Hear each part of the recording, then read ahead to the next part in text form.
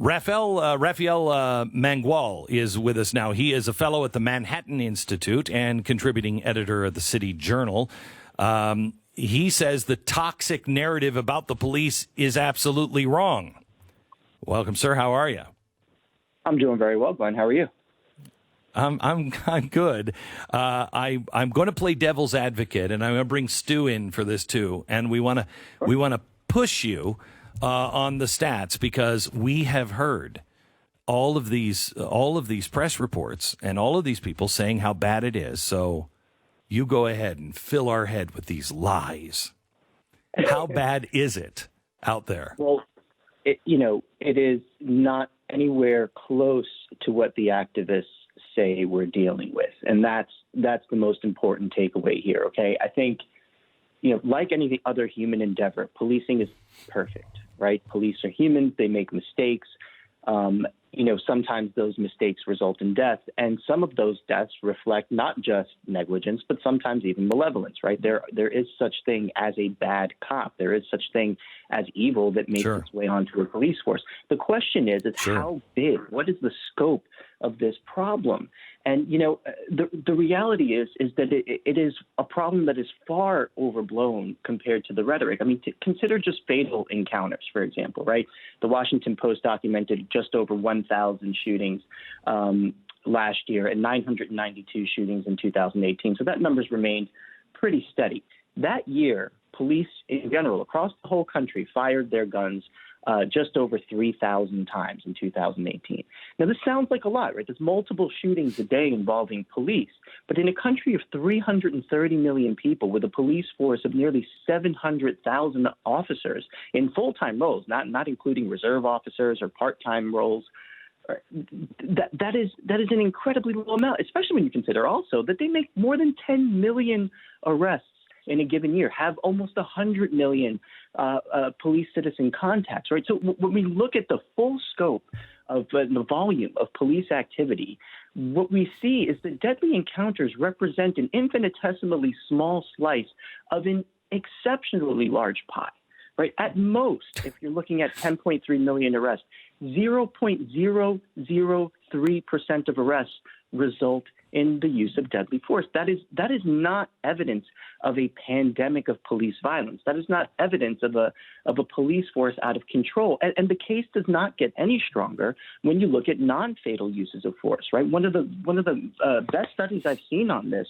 is a study that was published in the Journal of Trauma and Acute Care Surgery. It looked at over 1 million calls for service across 3 mid-sized police departments, one in North Carolina, one in Louisiana, and one in Arizona.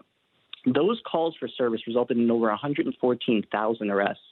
And in less than 1% of all those arrests was physical force used. And in 98% of the cases in which physical force was used, there was no discernible injury to the suspect whatsoever. There was only one instance in those 114,000 arrests of a fatal police shooting. Right? Again, is some subset of that, does some subset of that reflect error? Does some subset of that use of force reflect malevolence? Perhaps. But the idea that this is that illegal police force can characterize the institution of policing as opposed to just reflecting the individual actions of what amount to statistically few bad apples, that is not a claim that can be sustained. Okay, so the Washington Post has said protests spread over police shootings. Police promise reforms. Every year they still shoot and kill nearly 1,000 people. Police since 2015 have shot and killed 5,400 people. I mean, your stats are great, but what about the fact that this has been going over for decades, and they're killing blacks at a much higher rate than they're killing whites? Right. Well, I'm gonna start at the beginning of that question. Right. One of the big flaws that the Washington Post suffers from in making that kind of claim is that they're basing it on their own data set, which only goes back to 2015. Right. That is not a long period of time. Right? The fact of the matter is, yes, we have had essentially steady rates of police shootings in 2015, but that does not mean that we have not had any progress on this front. Take, for example, some of the data out of the New York City Police Department. In 1971, when that department started to keep track, New York City police fired their guns 810 times. They wounded 221 people and killed 93 that year. In 2016, those numbers were down to just 72, 23, and 9, respectively. That is an enormous amount of progress that may not be captured in that short 5-year window, right? One of my biggest pet peeves about this debate is that what the rhetoric has done it has essentially positioned us to be underwhelmed by even meaningful progress.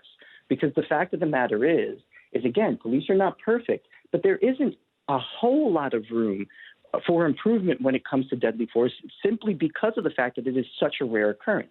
Now, as for the fact that Black Americans are disproportionately represented in police shooting numbers, that's true if you use their basis, if you use the denominator, which is their proportion of the population that they make up. But that, to me, is the wrong denominator. What we should be looking at are rates of violent crime. And we know, for example, that Black Americans, despite constituting just 13% of the population, are responsible for more than 50% of all murders in the United States. And when you consider the fact that most of those murders, almost all of them, are committed by men, you get a stat that looks more like about 7% of the population being responsible for nearly 50% of all those homicides. It's that disproportionality that informs the disproportionate statistics that we see in police shootings and other uses of force, right? We cannot work around the reality that Black men have a homicide commission rate that is about 8 times that of their white counterparts. That is going to be reflected in this data, right? And I would ask any reasonable person to really just reflect on the following question, which is that, do you honestly believe that police resources should be equally distributed across the United States without regard to crime rates? I don't think any reasonable person would answer that question in the affirmative. And so if you believe that police resource deployment should reflect varying rates of violent crime, then it stands to reason that deployment of resources is going to result in more contacts that police are going to have with Black Americans simply by virtue of the racial disparities that we see in crime victimization and commission numbers. Again, on the victimization, everyone likes to focus on the enforcement disparities, but on the victimization disparities, a Black American is 6 times more likely to be the victim of a homicide than a white American. No one talks about that disparity. To me, that is one of the most important disparities that our country needs to address. And police have been at the forefront of addressing that disparity for decades on end. And to lose sight of that, I think really truly reflects the fever pitch that we've reached in this debate, and I think truly reflects the major flaw in the left's argument on this topic. Raphael, I'm wondering if you could address one that is brought up a lot, which is the idea that there's been several studies that have showed that white police officers are equal or, in some cases, less likely to use force against Black citizens when it comes to in a comparative way. So the idea that this is sort of fueled by racism, is there anything to prove that out? No, other than the facial disparities that people harp on, right? And that's the thing. Disparities on their own don't show intent, and intent is at the core of a claim of racism. Right. And we have, as you mentioned, really fantastic econometric studies that have looked at these questions very deeply. Roland Fryer of Harvard University has done probably the best one. And what he found is that there is no evidence of racial animus driving deadly police force. And that makes sense because police deadly force is often used in situations that are extremely intense and that unfold within seconds. Police don't have the time to consider someone's race in deciding whether, to fire their weapons. I mean, one example of this is the shooting of Stephon Clark out in Sacramento almost 2 years ago. This was a case of a guy who was shot holding just a cell phone that was apparently mistaken for a gun. It was pitch black when police encountered him. He took off as soon as they approached him. They chased him into a backyard, and thankfully the video captures the police's actions in this. You see them run up the driveway, and as they break the threshold of the back of the house and turn into the backyard to chase the suspect, you see that the lead officer stops short, pulls his partner back behind cover, and then they fire their weapons from cover. That is not the action of an officer who is trying to murder someone he knows to be unarmed. That is the action of someone who has clearly made a mistake because of the darkness. And the idea that in those intense moments where someone believed that their life was in danger, they were calculating whether they were going to try and save their own lives based on the race of the suspect really just doesn't have any basis in the data, in the studies that we've seen, or in reality. All right, so I'm going to run out of time. I've only got about a minute left. What about things like chokeholds and resisting arrest? And I mean, if he wouldn't have died, police we wouldn't know about this. But the abuse would have still gone on. Are there any stats on any of these things? Because the Washington Post says there's no stats on them.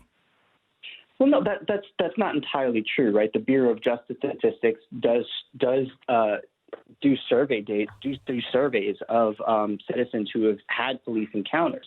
And in those surveys, they asked citizens whether they were, for example, the victims of force that they felt to be excessive. And we see that only about 8% of those citizens who encounter, and this is encompassing more than 50,000 contacts, only about 8% of citizens express any kind of displeasure with their police interactions, and only a subset of that 8% are based on impressions of excessive force, which again have to be taken with a grain of salt because most people are not going to enjoy being on the enforcement end of a police encounter, and oftentimes their impressions of what's legal and what's not are erroneous. And so, I think that what we saw in the George Floyd video does reflect misconduct. I do think it happens. I don't think police are perfect.